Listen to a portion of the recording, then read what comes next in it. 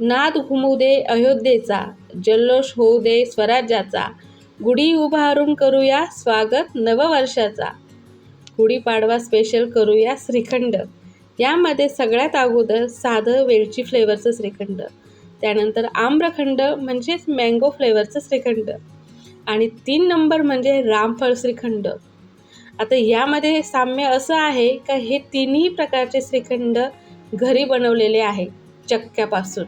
सोपी पद्धत आहे आणि खूप चविष्ट असं श्रीखंड आहे.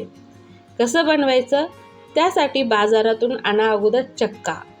आणि आता सध्या सगळ्याच दुकानांमध्ये म्हणजे दुधाचे मिठाईच्या दुकानात चक्का भेटतो. चक्का घ्या, तो अगोदर छानपैकी फेटून घ्या.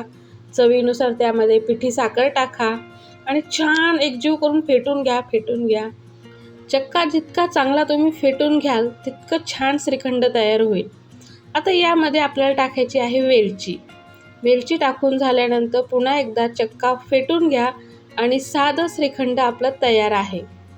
आता हे श्रीखंड एका डब्यामध्ये थोडंसं काढून घेऊया. याच्यावर भरपूर अशी वेलची टाका, कारण हे वेलची फ्लेवरचं श्रीखंड आहे.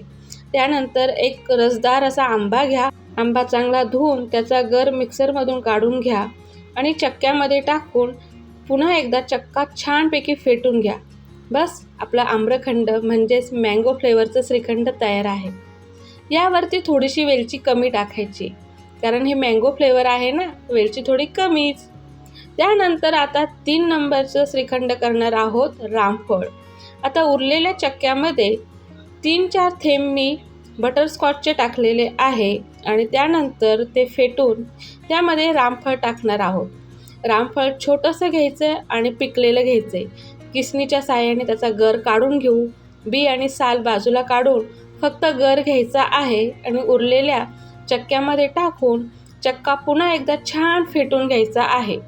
बस, त्यानंतर आपलं रामफळ श्रीखंड तयार आहे. आता हे सुद्धा एका डब्यामध्ये काढून यावरती सुद्धा वेलची थोडी कमी टाकायची. आता या तिन्ही फ्लेवरच्या श्रीखंडावरती तुम्हाला आवडत असल्यास ड्रायफ्रूट टाकू शकता. त्याचबरोबर जायफळसुद्धा टाकू शकता. पण मी जायफळ टाकलं नाही, कारण श्रीखंड आंबट आणि त्याच्यावर जायफळ टाकल्यानंतर खाल्ल्या लगेच झोप लागेल. त्यामुळे मी फक्त वेलचीचा वापर केलेला आहे आणि ड्रायफ्रूट पण थोडे कमी वापरलेले आहे, ते दाखवता आले नाही. कशी वाटली तुम्हाला आज 3 प्रकारच्या श्रीखंडाची रेसिपी? आणि गुढीपाडवा म्हटल्यानंतर तुम्हीही श्रीखंड आणला असेल तर एकदा घरी करून पहा. धन्यवाद.